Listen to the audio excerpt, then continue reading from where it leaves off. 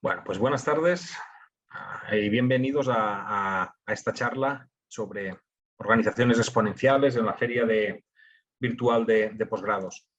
Mi nombre es Ricardo Úbeda, yo soy profesor en la Universidad Adolfo Ibáñez, en la Escuela de Negocios, ya hace casi 10 años, no se dejen engañar por mi acento.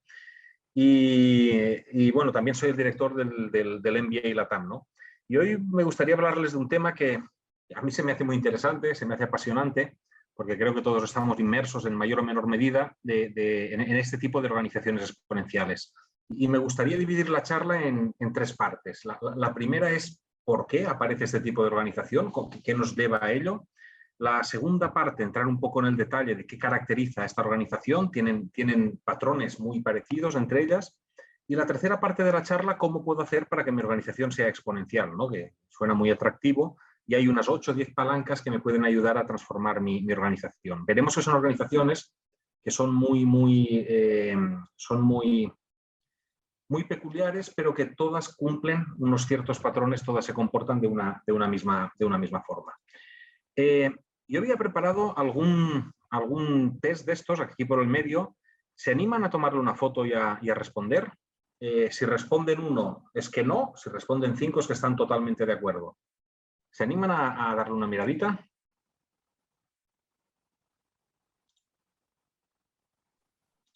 Comentan que sí. Sí, vale, gracias. Entiendo que los participantes no me pueden hablar. No, los participantes no te pueden hablar, pero están hablando por chat. Ah, vale. ¿Y no hay forma de que podamos conversar con los participantes? Con alguno que otro sí, lo podría ser panelista. Y ahora por si tenían preguntas o querían conversar o cualquier cosa, hubiese sido un poquito más. Sí, cualquier pregunta igual la pueden hacer por chat o también por la casilla de preguntas y respuestas. Y Perfecto, te pueden notificando. Vale, pues ahí les pido por favor que cualquier pregunta mándela y hagamos esto más una conversa que una charla. Bueno, si ya respondieron esto, vamos a ver los resultados. Los tengo por acá, ahora les comparto. A ver qué salió. Un segundo. Y, qué buenos. Un segundo que les comparto, Ahí les comparto. Bueno, debatimos y compartimos un propósito en nuestra empresa. Qué bueno que sale que sí, que mucho. Esto me sorprende, la verdad.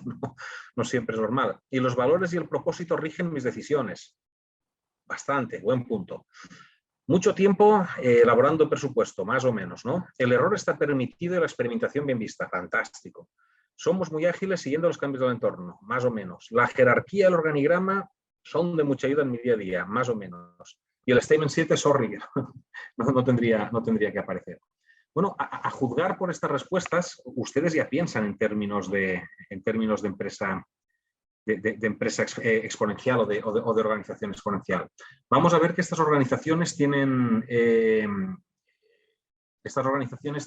una serie de características. Una de ellas es el propósito y los valores. Una de ellas es dejar que las personas experimenten, se equivoquen y rectifiquen el tiro, ¿no? Y por lo que ustedes dicen acá, pues ustedes ya están en este tipo de idea, en este tipo de pensamiento, ¿no? Y este tipo de organización, les comentaba, que surge de algo, ¿no? Las organizaciones han ido cambiando a lo largo de la historia. Las organizaciones con el tiempo han ido siendo realmente diferentes y organizaciones que han funcionado de una forma muy peculiar, ¿no?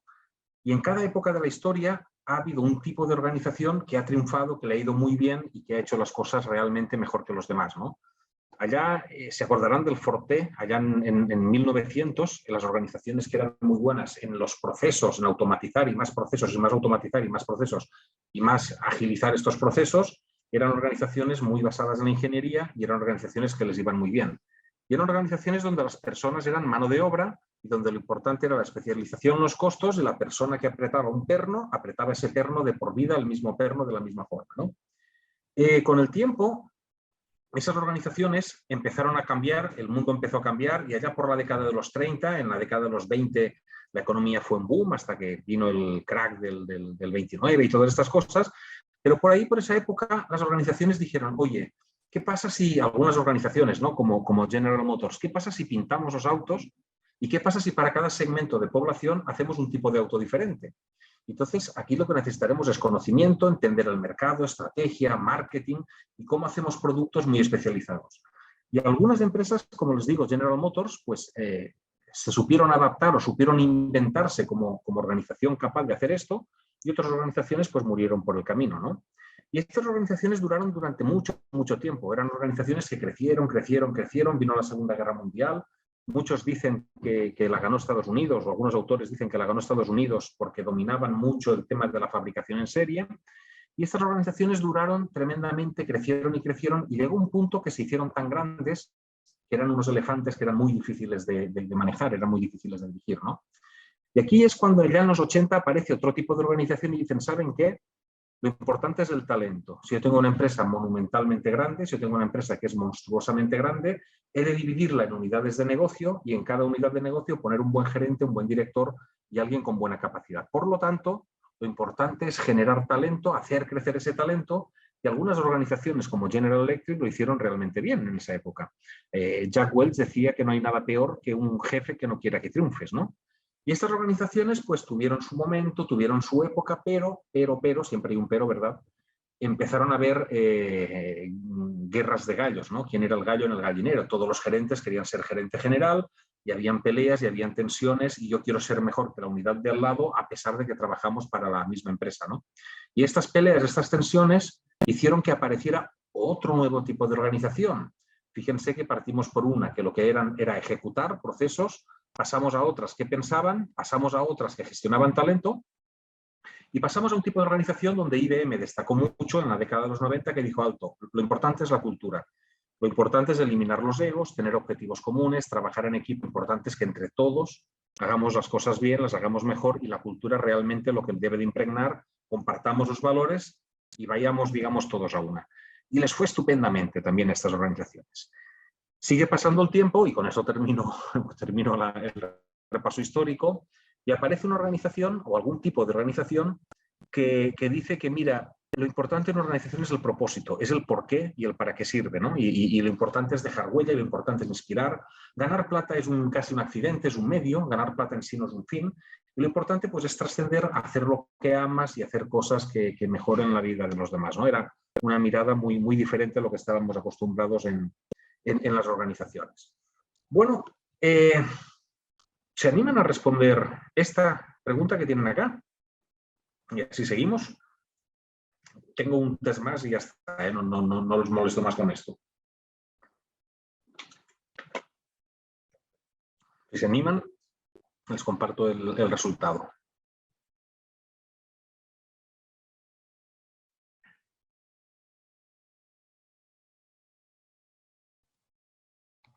Ahí comentan que sí se animan. Perfecto, muchas gracias. O sea, si no lo hacen, me rompen la presentación. Yo lo había preparado para participar. Menos mal que participan. Sí, hay gente atenta, no te preocupes. Y ya veo que sí, menos mal. Bueno, pues les comparto el resultado.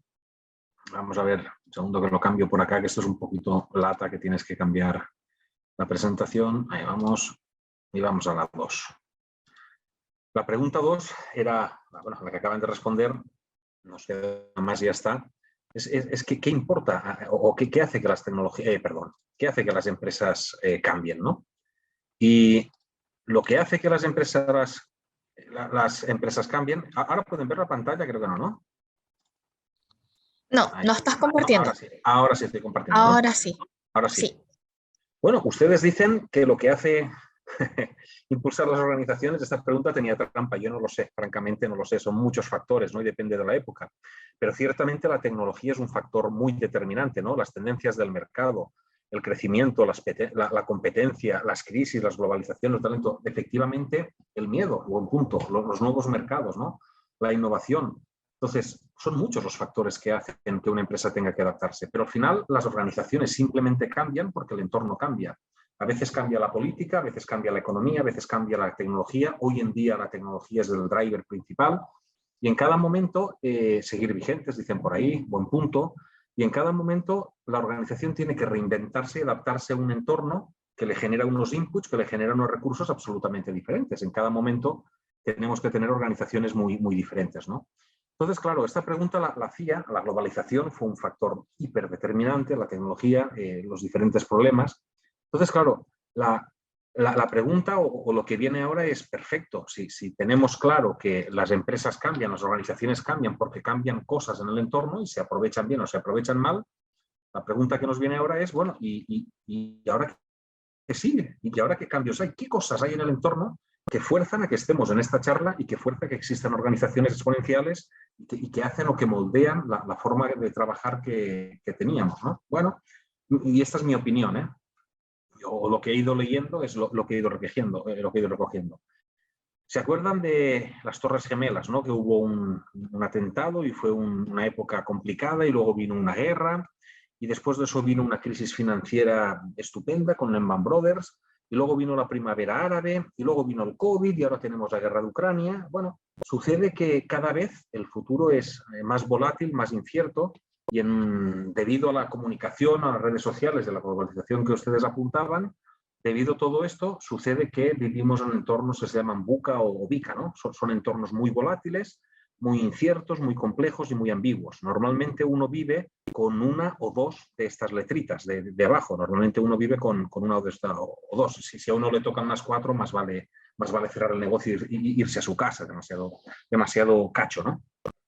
Entonces, un tema es que teníamos entornos hace 15, 20 años razonablemente estables, uno planificaba a 5 años, a 8 años, y ahora uno planifica un año y tendrá suerte si a los 6 meses no tiene que cambiar la planificación, ¿no? Pero por un lado, el entorno cada vez más volátil, ¿no?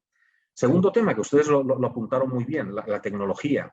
Yo creo que este es un driver, no sé si me estoy haciendo mayor, pero yo creo que se nos está escapando de las manos, en el sentido de que si vemos las tecnologías de los últimos años, miren, estos son los mainframe, aquellos ordenadores, aquellos computadores que ocupaban una habitación entera, que partieron allá por la década de los 60, lo ven por acá abajo, partieron por la década de los 60 y allá en los 90, casi 30 años después, llegaron al pic de funcionalidad y luego empezaron a ser sustituidos por los servidores y los PCs que partieron allá en el 72 y allá en el 2010 llegaron a su madurez, ¿no? ¿Y quién mató al servidor? Bueno, al laptop o al PC. Bueno, los tablets, los celulares. Y luego vinieron las webs 1.0, 1.2 y si se dan cuenta, Internet nació en 1969 y bueno, llegó a su pic, no sé si es que ha llegado, en el momento actual, ¿no? Más o menos. Y luego apareció el tema del Big Data allá a finales de los 90 y fíjense que ya está llegando a su pic.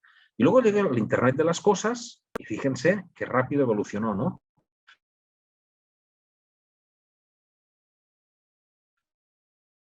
Entonces teníamos tecnologías que apareció en el 2007 o temas de Big Data que aparecieron a finales de los 90, fíjense lo extremadamente rápido que se están extendiendo y fíjense que estas curvas que eran muy planas ahora son realmente, tienen una pendiente realmente muy marcada, ¿no?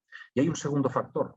A partir de un cierto momento, no sé exactamente cuál, estas tecnologías se retroalimentan. Las computadoras quantum podrán hacer correr a tal velocidad la inteligencia artificial que harán que, no sé, la biotecnología cambie la forma de investigar y de entender o de generar. Leía hace poco que las vacunas que se generaron para el COVID tuvieron un componente de inteligencia artificial que buscaba remedios y buscaba cosas. Esto es espeluznante porque esto es exponencial. Este cambio es exponencial y por lo tanto las organizaciones deben de ser exponenciales, ¿no? Si ustedes piensan, la revolución agrícola que tampoco fue muy sofisticada vista ahora, fue agarrar un mulo, agarrar un burro, agarrar un buey y ponerlo delante de un arado, ¿no? Y eso fue una revolución monumental, eso creó las primeras civilizaciones, creó las primeras ciudades y cambió del nomadismo al sedentarismo al hombre, ¿no? La segunda gran revolución que tuvimos fue la máquina de vapor allá por el 1780, 1800, y en 200 años configuró un mundo totalmente diferente, pero estamos hablando de 200 años, ¿no? Y el mainframe, los computadores, tardaron 30 años en mover o remover la manera que hacíamos las cosas. Pero claro, es que hoy en día estas tecnologías en 7, 8, 10 años están implementadas en todas partes, ¿no? Y aquí tenemos un segundo factor que yo creo que alimenta al primero. El primero era que tenemos un entorno muy volátil, hiperglobalizado, y estamos sufriendo crisis cada 3, 4 años y eventos supuestamente inesperados cada 3-5 años. El segundo tema es la tecnología, que cada vez se implementa a velocidades más rápidas y entre ellas se retroalimenta, se cruza, se potencian. Antes no, antes la máquina de vapor era una tecnología, la adoptábamos y cambiábamos el mundo, ¿no? Ahora no. Ahora fíjense la cantidad de tecnologías, ¿no? El tercer tema que yo creo que está afectando mucho, y por eso les preguntaba por el propósito, es el rol de los negocios. Este es Milton Friedman, fue premio Nobel y decía que el negocio de los negocios deben de ser los negocios, es decir, los negocios que ganen plata, que paguen sus impuestos y el Estado que arregle otros problemas, ¿no?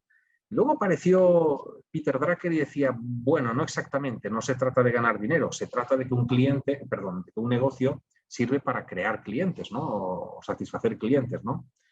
Y esto duró unos años y actualmente ¿dónde estamos metidos?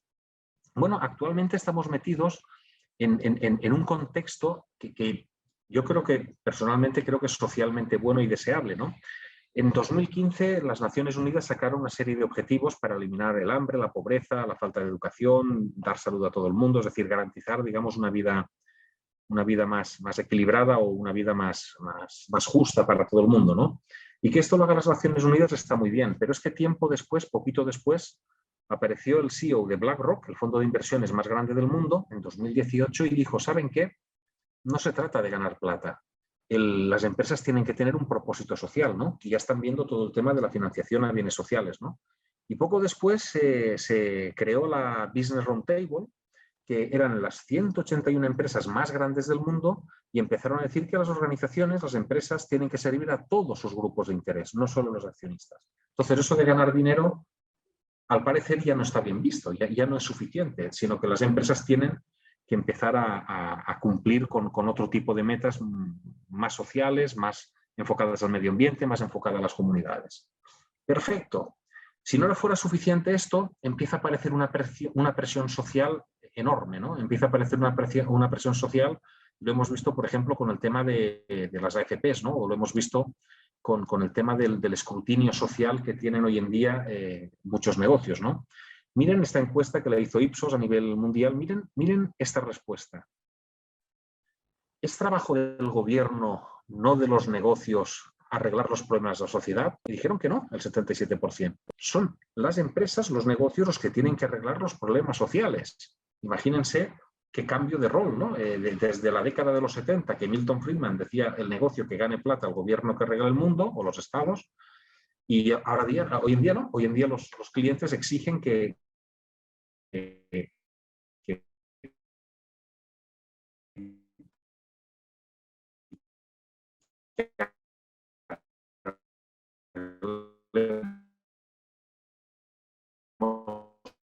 mundo, ¿no? Que los negocios arreglen el mundo.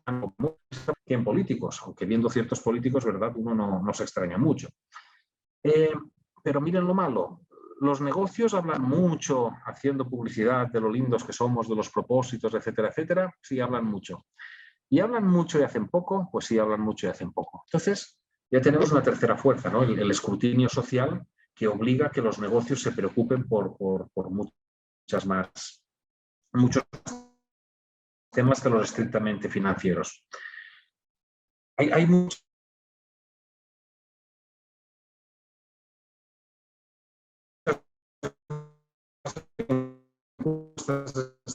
tipo, ¿no? Esta lo que está referida a las marcas tuxas que uno espera.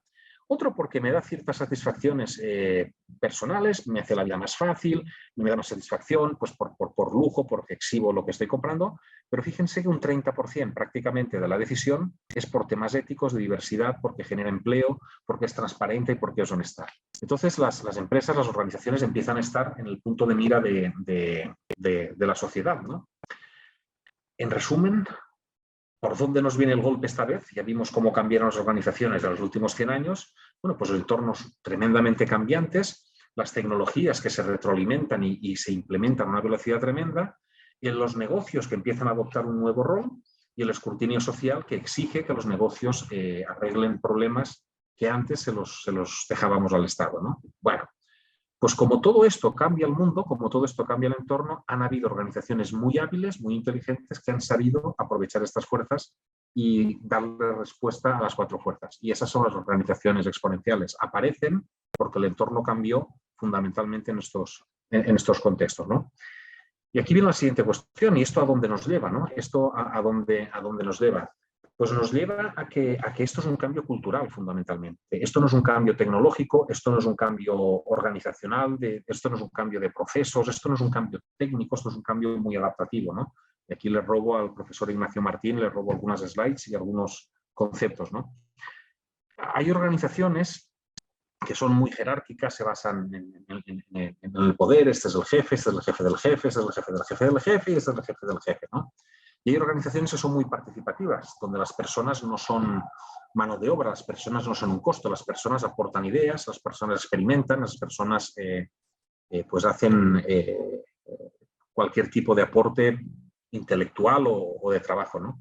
Y hay organizaciones que miran hacia adentro, que lo que hacen es cumplir con unos procesos y un procedimiento propio, que lo que hacen es hacer lo que dice el manual, ¿no? Y hay organizaciones que miran al mercado, miran a los stakeholders y miran al contexto. Si uno vive en una organización muy burocrática, muy burocrática, que se mira muy hacia adentro y muy jerárquica, vive en una empresa burocrática. Y dado que estamos empezando la campaña renta, les pongo un ejemplo, espero que esto no lo vea, el Servicio de Impuestos Internos. Es una organización hiperburocrática, muy jerárquica y muy burocrática. Usted cumpla los procedimientos.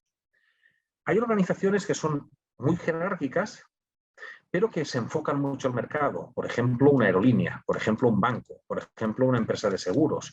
Hay jerarquía, hay mucha estructura, hay mucha organización, pero miran de buscar el resultado, el número, ganemos plata, lleguemos al número, lleguemos a la venta, lleguemos a la utilidad. Hay otras organizaciones que son muy participativas y se preocupan de la gente de dentro, son empresas familiares, organizaciones familiares. Lo importante es el consenso, que nos llevemos bien, lo importante es ponernos de acuerdo. Eso podría ser, no sé, un partido político o podría ser una entidad sin ánimo de lucro, ¿no? Y hay organizaciones que son muy participativas y que miran al mercado, miran a lo que pasa en el entorno, ¿no? Son organizaciones innovadoras, organizaciones que tienen otro set de valores. Entonces, cuando estamos hablando de organizaciones exponenciales, en realidad lo que estamos hablando es de valores. Estamos hablando de empresas donde algunas tienen una mirada muy paternalista, esas empresas burocráticas, tú sigue las normas, sigue lo que estás haciendo, que la empresa te dice lo que tienes que hacer, cuándo lo tienes que hacer y por qué lo tienes que hacer. Y al final de mes cobras tu salario y chao. Hay algunas que son directivas, van a por los objetivos sí o sí. Hay otras que son facilitadoras, le permiten al empleado que desarrolle su talento, desarrolle su trabajo. Y hay otras organizaciones que son conciliadoras. Claro, sucede que en cada una de este tipo o cada uno de este tipo de organización hay unos valores absolutamente diferentes. En estas burocráticas lo importante es el proceso, lo importante es la tradición, el orden, la regularidad. Hagamos las cosas by the book, como se debe de hacer. No innovemos, no pensemos mucho y hagamos, y están bien. Hay organizaciones que deben de cumplir con ciertos procesos. Si ustedes trabajan en una central nuclear, querrán procesos y las cosas bien hechas y muy en orden, no querrán mucha innovación, ¿no? O si ustedes entran en un quirófano a operarse, pues bueno, querrán también un cierto orden y un cierto proceso, tampoco buscarán mucha innovación, ¿no? Hay organizaciones que se enfocan al resultado, organizaciones resolutivas, y lo importante es el resultado, la disciplina, el control y la eficiencia.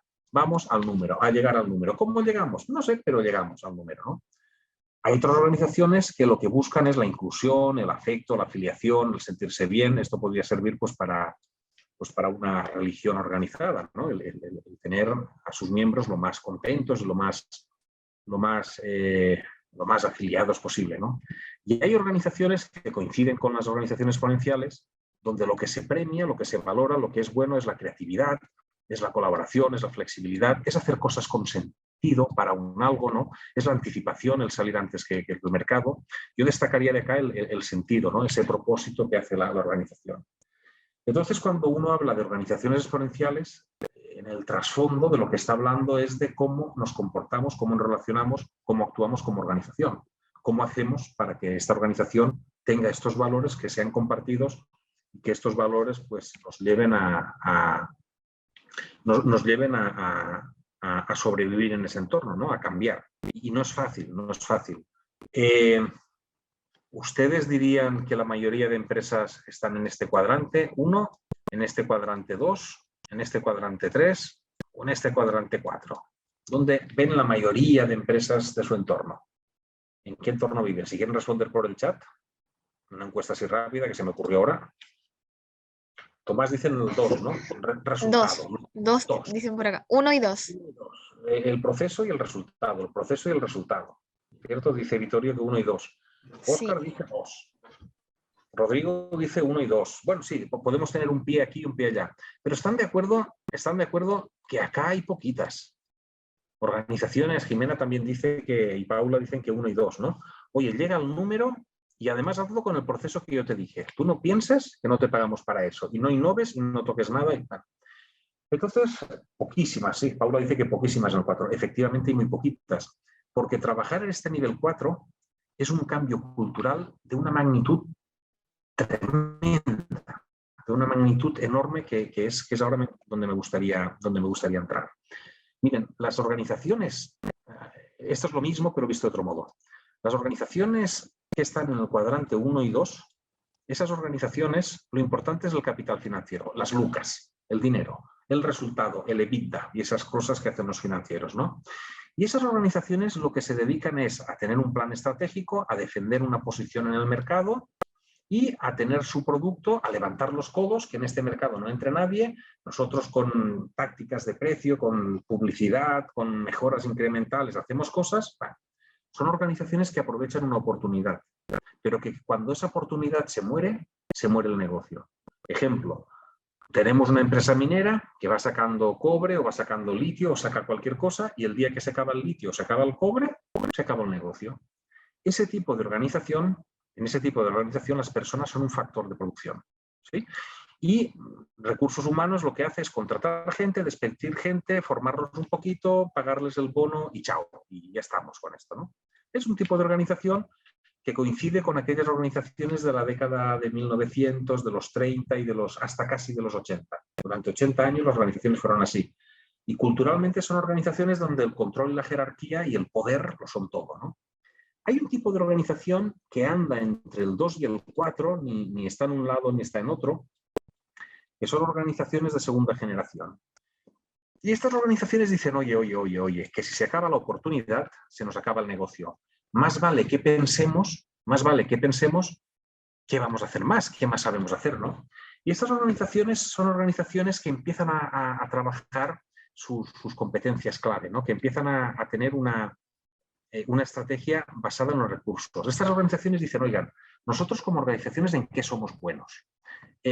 Bueno, en lo que seamos buenos, intentemos replicarlo en otros negocios, ¿no? Intentemos hacerlo en otros negocios.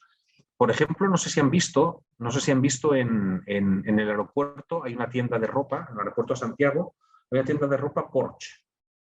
Y tú dices, pero si Porsche saben hacer autos, ¿qué están haciendo? ¿Por qué hacen ropa? Si los tipos estos hacen autos muy lindos, muy caros, muy estupendos, ¿no? Y además Porsche también vende consultoría en temas de procesos y en temas de ingeniería.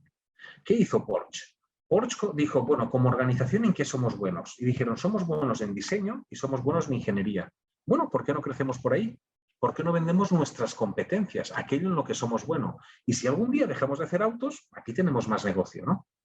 Y luego hay un tipo de organización que vive, nace y crece y está instalada en ese cuadrante 4, que son organizaciones de tercera generación. Son organizaciones que se guían por la visión y los valores.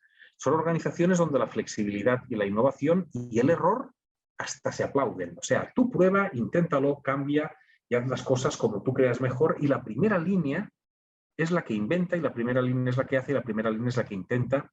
Pues es la estrategia en sí, ¿no? Ustedes van a un Starbucks y si no les gusta la bebida que les prepararon, dicen, me la cambian y la persona se la cambia, pero no se lo pregunta a su jefe y su jefe llama a su jefe y su jefe llama a Seattle al corporativo, oigan, podemos cambiar y tampoco lo penalizan por atender bien al cliente, ¿no? O hay empresas como 3M donde a los empleados se les da un 15% de su tiempo y un monto de plata para que innoven, vayan a congresos, investiguen y que piensen cosas nuevas, ¿no? Hay organizaciones que nacen en ese contexto y esas son las organizaciones exponenciales. ¿Por qué les cuento todo este cuento? Porque una organización exponencial al final es una organización con una cultura y un sistema de relacionamiento muy diferente a lo que estamos acostumbrados. Y ese es el verdadero reto, ¿no? Cómo cambio las personas y cómo las muevo hacia acá. No sé si ubican una empresa que se llama Valve, que se dedica a diseñar juegos online. Si la buscan la pueden encontrar por ahí con B corta, Valve. Y esa empresa lo que hace es, tiene 400, 500 empleados, no tiene áreas, no tiene gerencias, no tiene jefes, y lo que hace es decir, oigan, mira, por ahí dice muy parecido exactamente, coincido con Francisco, ¿no? Y lo que hace es decir, oigan, ustedes inventen, lancen juegos, si funcionan, mejórenlos y vendámoslos, si no funcionan, pues hagan otro juego. Y cada mañana la gente se junta, tienen las mesas con rueditas, oye, se me ocurrió un juego sobre esto, sobre lo otro, bueno, lo arman, si funciona bien, bien, si no, lo matan y hacen otra cosa. Y son las personas, en base a una visión y a unos valores compartidos y muy claros, las que toman decisiones sin jefe, sin jerarquía. De hecho, no tenían ni organigrama, literalmente no tenían organigrama. La gente sabe qué tiene que hacer, ¿no? Esa es parte de las organizaciones exponenciales. Claro, acá las personas eran un factor de producción, acá las personas son un recurso valioso y en las empresas del cuadrante 4 las personas son el talento, las personas son la inversión, las personas son la estrategia, ¿no? Bueno, visto esto, vamos a ver estos cambios exponenciales en qué se basan, visto que las organizaciones se adaptan al entorno, del entorno nos vienen 4 tendencias muy fuertes y culturalmente algunas organizaciones han sabido tomarlas y satisfacerlas.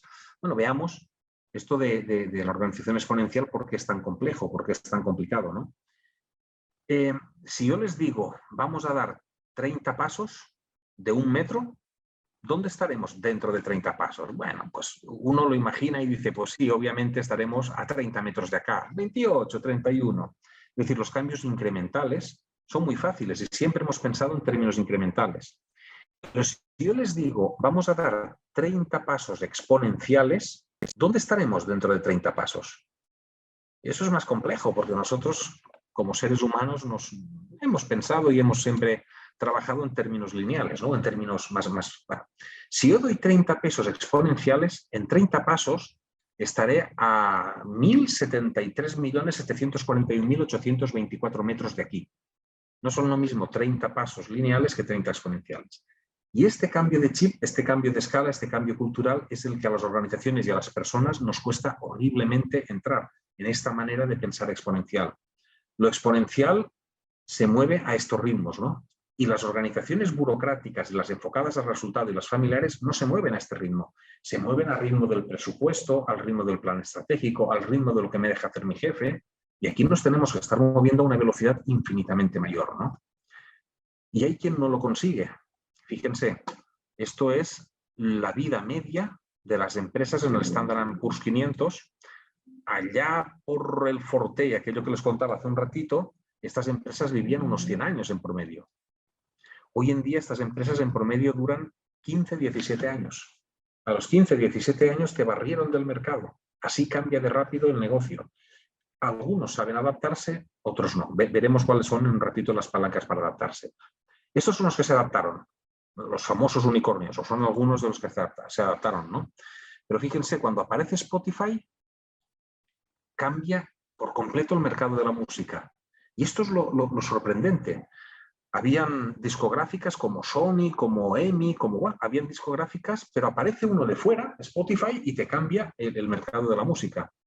Aparece alguien de fuera, Airbnb, y te cambia el sector hotelero por completo, de arriba abajo. No fue Marriott, no fue NH Hoteles, no fue Sheraton, fue alguien que vino de fuera. Apareció Dropbox y te cambió el mercado de los discos duros y de almacenamiento de información. Curiosamente me di cuenta el otro día, a ver si alcanzo a verla, como no me traje mis lentes, pues ando medio ciego, disculpen, acá está. Moderna nació en el año 2015 y le ganó a muchísimas farmacéuticas a la hora de sacar una vacuna para el COVID. Es decir, unos recién llegados cambian las normas del mercado, ¿no? Hay organizaciones que saben adaptarse a estos cambios. Otra mirada. Antes, para valer 1.000 millones en la bolsa, demorabas 20 años. Hoy en día, para valer 1.000 millones en la bolsa, demoras 1 año, 2 años máximo. Estos son los cambios exponenciales, la velocidad a lo que cambia todo, es una velocidad a la cual no estamos acostumbrados, ¿no? Y mi pregunta, lo que les quería preguntar ahora es ¿qué tienen en común estas empresas? Uber, Netflix, Waze, Airbnb, Tesla. Bueno, les doy la primera pista y yo les hago la fácil, que son exponenciales. Fíjense que Netflix pasó de 22 millones de suscritos a 148. Me gustaría ver después de la pandemia, sorry que no tengo el dato actualizado. O Spotify pasó de 18 a 108 millones de usuarios, ahora no sé en cuánto está, tendría que actualizar esto. Díganme ustedes en qué se parecen esas empresas, qué comparten esas empresas exponenciales. ¿Se animan a responder aquí lo primero que se les ocurra? Y ya no los molesto más con los test de estos.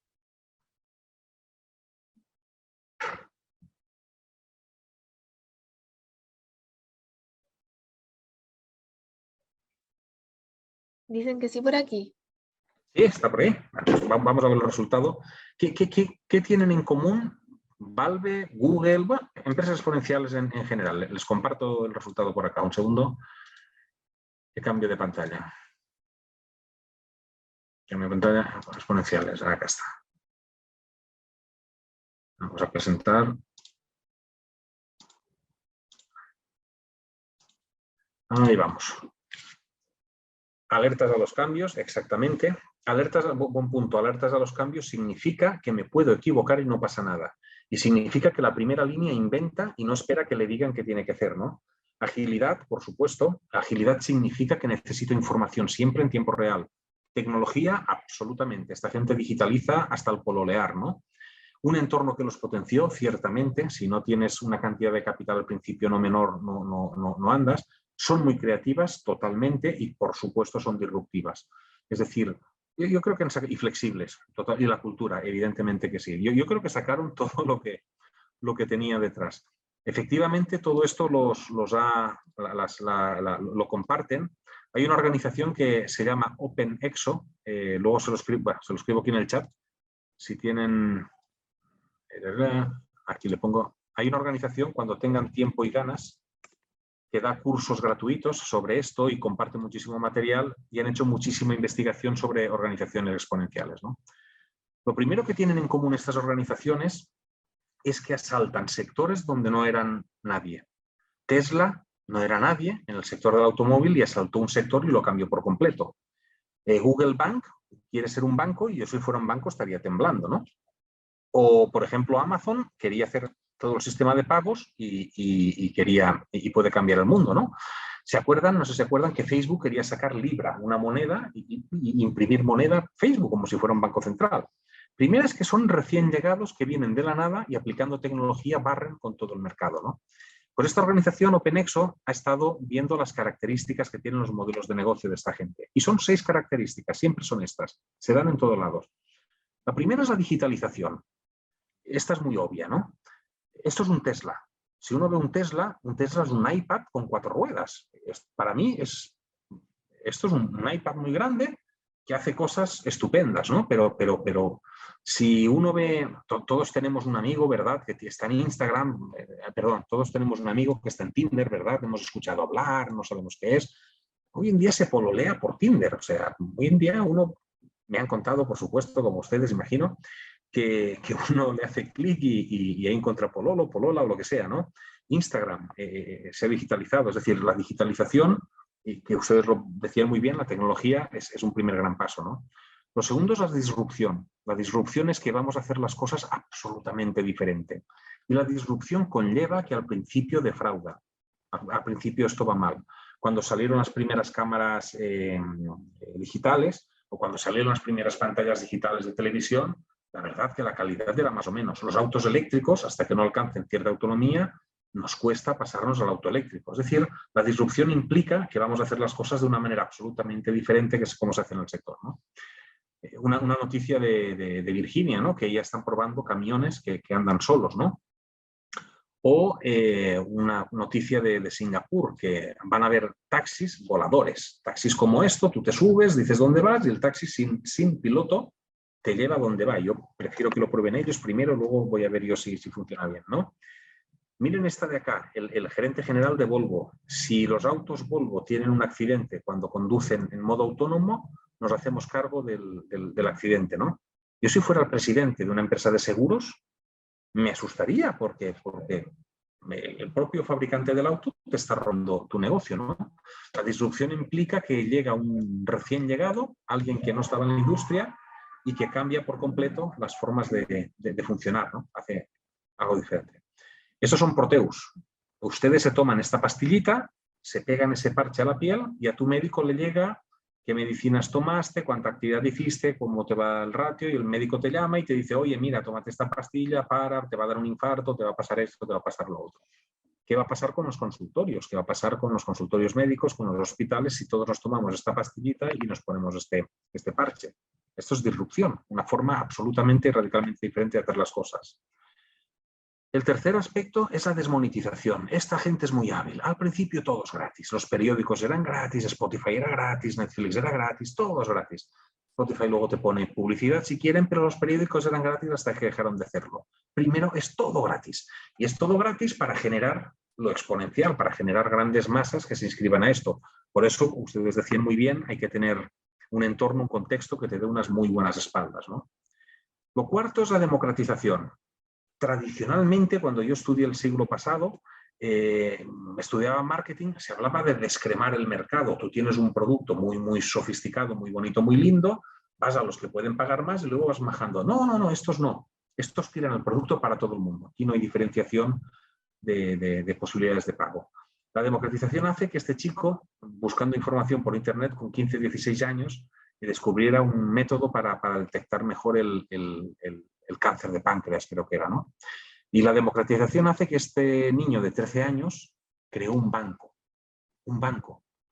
El tipo les daba plata a sus amiguitos que le traían plástico, él reciclaba el plástico, sacaba plata, hizo una especie de tarjeta de crédito y este niño hizo un banco y no podía firmar los papeles porque era menor de edad. Está en Perú, búsquenlo y es un niño de 14 años hizo un banco. O sea, democratización. Esta es una empresa que funciona en España, Bipi. Tú pagas un monto mensual y dices, ¿saben qué? Este mes, como no me voy a desplazar, no voy a pagar por los kilómetros. Pero el mes que viene voy a ir por la ciudad, quiero este auto. Y te lo traen a tu casa limpito y arregladito. Y bueno, y el mes que viene no voy a usar auto, lo regresas. Bueno, y dentro de 3 meses voy a un viaje muy lindo, me llevo a la familia, quiero este auto, te traen este auto. Y entonces, pagando una cuota bastante baja mensual y luego pagando el kilometraje que hagas, tienes el auto que tú quieras a disposición en tu domicilio. Todo el mundo podemos tener un carro de alta gama hoy en día, aunque sea por unos días, ¿no? Más ejemplos. Ustedes han visto los autos que andan solos, ¿no? Esta gente, si se mete en la página web de esta gente, por $1.000, $999, te venden un software y una pantallita que si tu auto está en el listado que ellos te muestran, enchufas esto y tu auto puede andar solo. Métanse en la página web y on DevKit y van a ver que hay una cantidad de autos infinita que instalándole este software y esta pantallita por $1.000, tu auto anda solo, sueltas las manos del volante y ahí sí que ya podemos andar bien curados, que el auto te lleva a tu casa y no hay problema, ¿no? Eso se está grabando, no vayan curados cuando manejan. Y esto está al alcance de todos, $1.000 para que tu auto ande solo no es algo muy sofisticado, ¿no? ¿Y cuáles son los fundamentos? Que estas empresas acaban siendo las del cuadrante S4, porque esas empresas acaban siendo las de la columna esta de donde las personas aportan esto, porque hay 3 principios que también son comunes a todas ellas, ¿no? La primera es el propósito. De ahí mi pregunta al principio de la charla, ¿no? O 2 o 3 preguntas que les hacía sobre el propósito. Pero es que esta gente el propósito se lo cree, lo aplica, lo usan de verdad. Yo creo que propósito tenemos en casi todas las organizaciones que son muy bonitos y discutimos una mañana y lo colgamos en la pared y lo ponemos en la página web. Mi duda es si realmente las organizaciones lo usamos y lo aplicamos de verdad, ¿no? Lo segundo es que están siempre en negocios muy escalables. Y luego veremos por qué, ¿no? Porque usan activos y personas de otros, ¿no? Y la otra, porque las ideas y el error están permitidos. Es decir, tú experimenta, puedes cambiar esto, siempre tienes información en tiempo real. Y lo cuarto es porque se basan en la abundancia. Yo no sé si les pasa a ustedes, pero mi mayor problema cuando pongo Netflix es elegir la serie o la película. pierdo más tiempo eligiendo la serie o la película que viendo la película. Y a veces me ha pasado media hora y todavía no sé qué película ver, ¿no? O pueden ver Spotify o escuchar Spotify, ahí están todas las canciones, no sé si de la historia, del mundo o que han existido jamás. Entonces esta gente se basa en tener un propósito, en tener ideas muy escalables y en que el experimentar y el probar hasta que le achuntamos a lo que funciona no está prohibido. Dale, ve probando de ideas diferentes. Eso cuesta plata, pero hasta que le demos algo. También es cierto que nunca había sido tan barata la plata, ¿no? El propósito, ¿por qué se da? Se da porque las generaciones actuales, en eso de la pirámide de Maslow, las 3 primeros pisos lo dan por hecho. Más o menos esto, más o menos las nuevas generaciones lo dan por hecho. El tener una cierta seguridad psicológica, el tener cierta seguridad. Hasta acá más o menos lo tienen resuelto, ¿no? Y las nuevas generaciones buscan dar un impacto, ¿no? Esto es lo que a veces nos tomábamos medio broma, quizás de los millennials, ¿no? Que querían generar impacto, querían cambiar el mundo y querían hacer grandes transformaciones. Bueno, pues algunos a través de estas empresas lo están consiguiendo, ¿no? Lo segundo es la escalabilidad, ¿no? Perdón, aquí les puse ejemplos de propósitos que yo creo que se cumplen, ¿no? Google dice que ellos quieren organizar la información del mundo, ¿no? Los de TED dicen que lo que quieren es repartir ideas, ¿no? Este Ted Branson decía que si lo que sueña tu compañía no te asusta, es que estás haciéndolo en chico, ¿no? Es que no estás haciendo esto. Son organizaciones que realmente se toman en serio el propósito, ¿no? Luego está la escalabilidad. Esta gente es muy hábil usando cosas de otros, ¿no? Aquí está TaskRabbit, que por ejemplo te metes acá y dices, a ver, necesito que alguien me pinte mi casa, pago tanto, y hay gente que se apunta. Necesito que alguien vaya a hacerme la compra o vaya, qué sé yo, a retirarme algo, un paquete que me llegó no sé dónde, y hay alguien, pago tanto, y hay alguien que se apunta, ¿no? Están los de Uber, todos los conocemos, ¿no? Tienen una flota infinita de taxis sin haber puesto un peso. Airbnb, tienen una cantidad de hoteles infinitas sin haber puesto un solo ladrillo, sin haber invertido un solo peso, ¿no? ¿Qué necesito para ser escalable? Que mis activos o las personas se ajusten en el momento a la demanda que hay. Uber, cuando hay un pic de demanda, les llega un mensaje, salen más autos. Cuando no hay demanda, salen menos autos, ¿no? Necesito una cantidad de gente enorme, ¿no? Por eso al principio todo es gratuito, para meter gente, y que esto haga o tome tamaño crítico.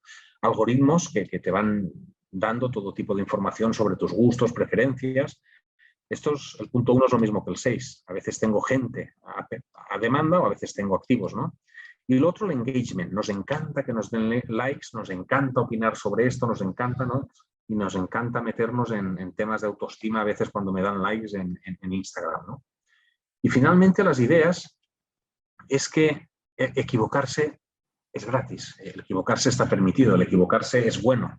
Entonces la primera línea, como tienen dashboards y tienen interface que en tiempo real te van diciendo qué opinan los clientes de cualquier cosa, bueno, qué opinó tal inquilino de tal departamento en Airbnb, lo veo en tiempo real, ¿no? O los restaurantes. Ahora mismo estoy en Buenos Aires, ¿no? Y ahora quiero salir a cenar con un compañero. Me voy a meter en TripAdvisor o me voy a meter en una página de estas, veré lo que está bien rankeado y me iré a cenar a un lugar así, ¿no? Experimentar, como les decía, la autonomía es absolutamente necesario, ¿no? Y luego el uso de las tecnologías sociales, que como hemos visto también tiene una parte oscura, ¿no? No es todo tan lindo como nos decían, ¿no? Y aquí les quería plantear un ejercicio práctico, porque todo lo que hemos visto del propósito, la escalabilidad y lo que hemos visto de las ideas, más aquellas 6 características, al final, se resumen en esta hojita, en este canvas, ¿no? Acá es cuando uno puede decir, a ver, mi negocio puede tener staff on demand, puede tener personas o activos en el momento que los necesite y los quiera, en el momento que no, sin invertir un peso. Mi empresa tiene una comunidad y una masa de seguidores. Tenemos algoritmos que nos predicen el comportamiento de las cosas. Podemos tener como Airbnb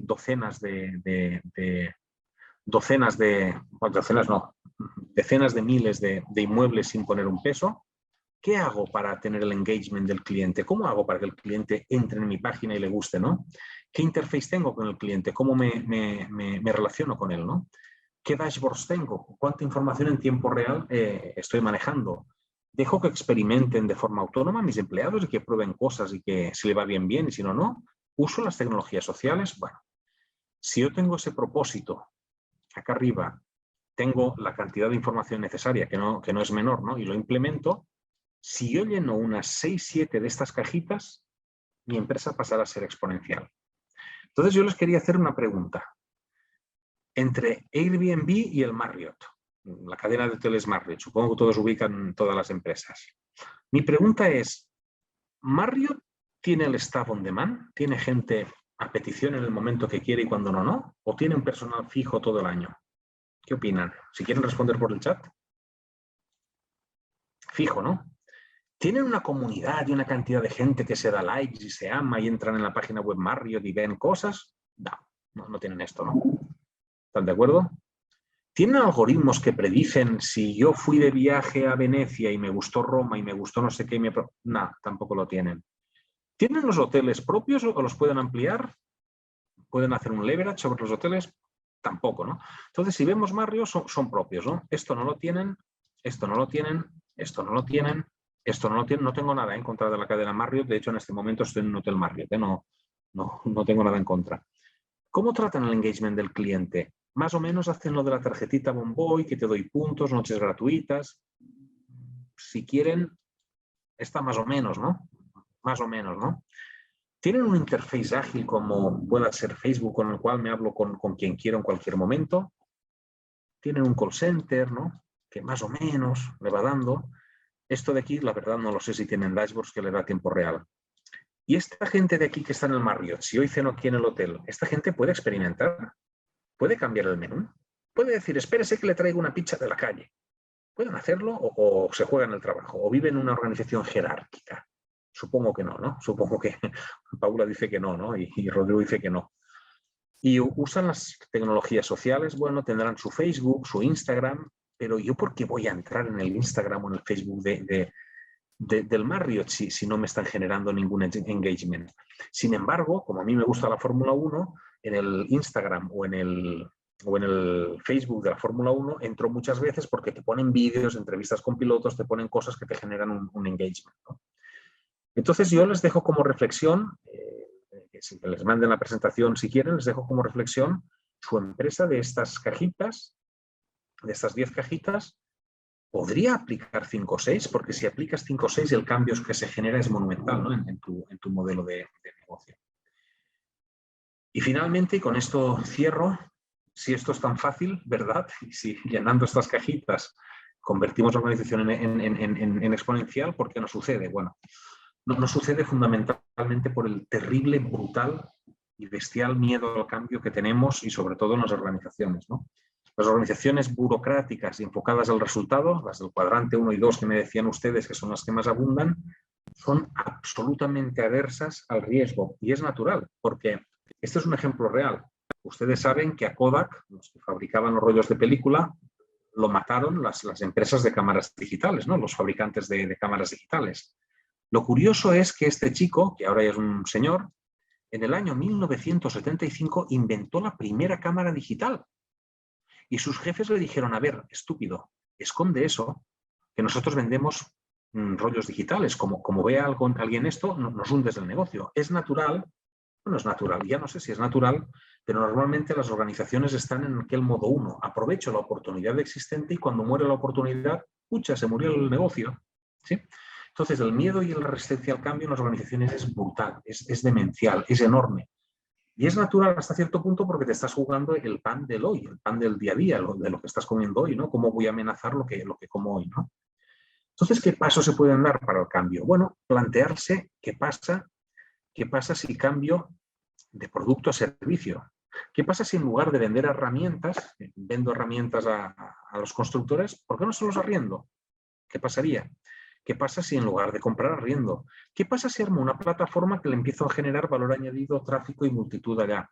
¿Qué pasa si me engancho como mi negocio a diferentes ecosistemas, ¿no? Bueno, toda innovación tiene riesgo y aquí lo que aconsejan esta gente, lo que se aconsejan en bastantes lados, es empezar a armar creo que no puse la organización. Esta es mi organización actual.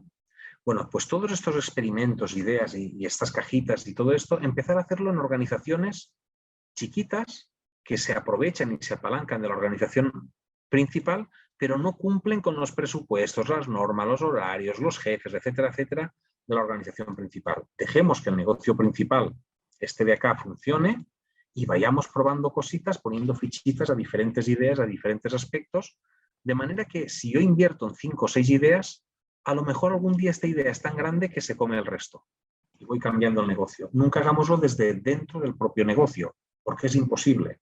Todos ubican la anécdota de Xerox. Xerox fabricaba impresoras y allá por finales de los 70, si no recuerdo mal, se presentó un señor a explicarle que había una cosa que se llamaba mouse y que movía una cosa en la pantalla y los de Xerox dijeron, pero a ver, nosotros vendemos impresoras, tenemos que vender tantos miles de impresoras, pero ¿qué me vienes con este invento, con esta idea?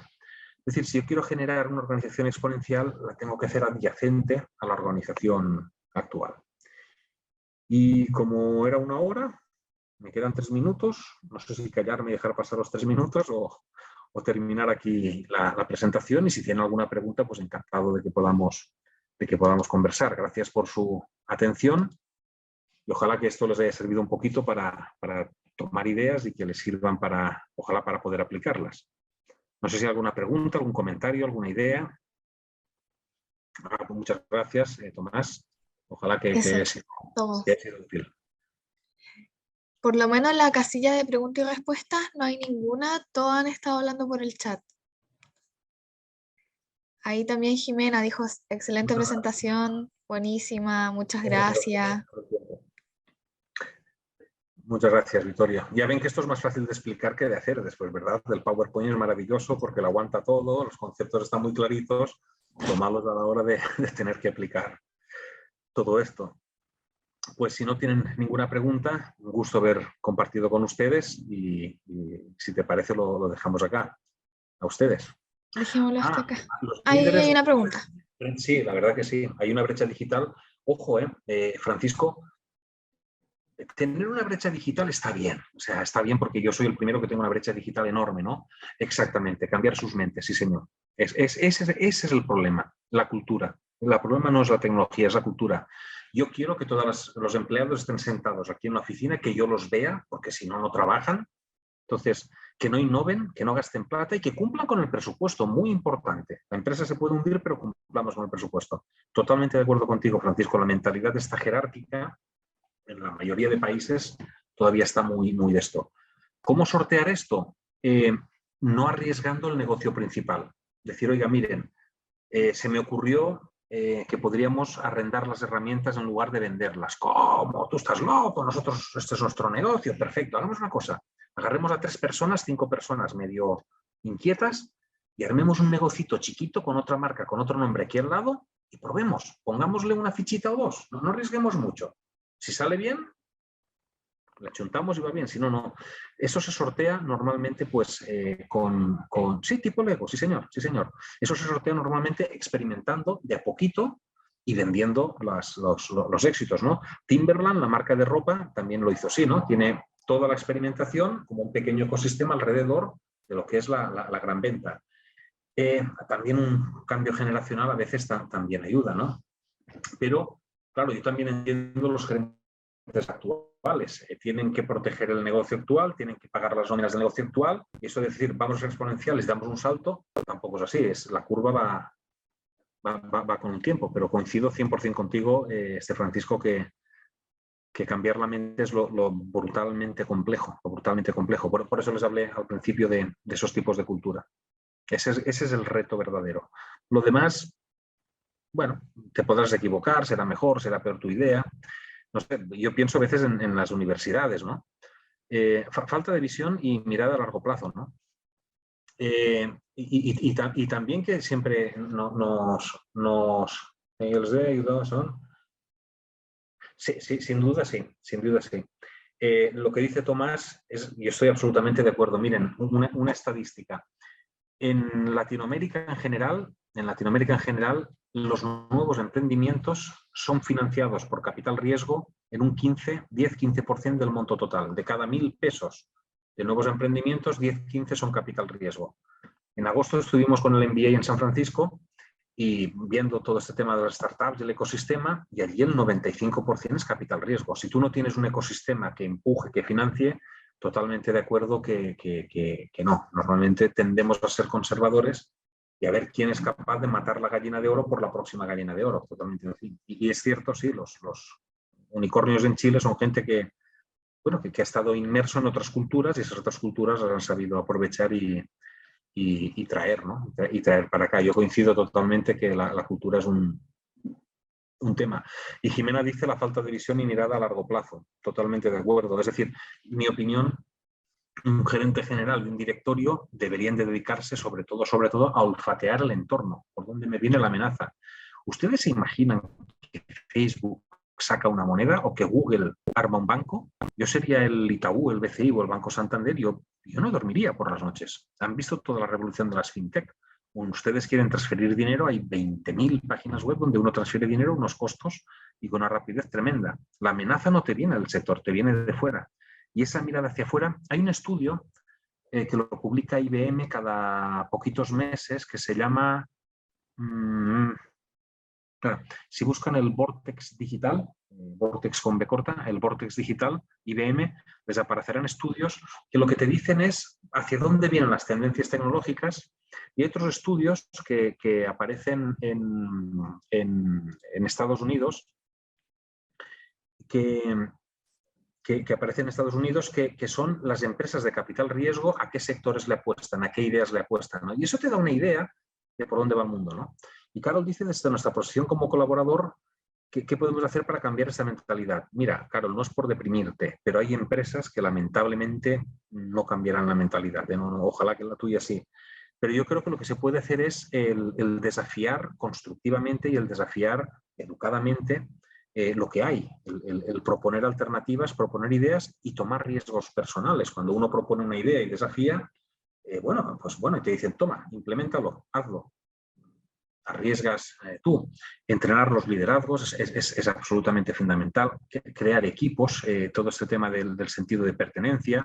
Pero claro, si a final de año, cuando las cosas van mal, echamos a la mitad, si nos dedicamos a tratar a la gente como factor de producción, yo creo que las personas no nos involucramos cuando nos tratan como factor de producción. Pero respondiendo a Carol, yo creo que uno, en base a desafiar y en base a proponer y en base a jugarse un poquito el cuello, proponiendo nuevas ideas, hay un aspecto de liderazgo y un aspecto político bastante grande, sí, bastante grande. No sé si tienen alguna idea más, algún comentario. Pues si no, les agradezco muchísimo el tiempo. Ha sido un gusto compartir con ustedes y ojalá que se lleven alguna idea útil o alguna semilla para darle vueltas.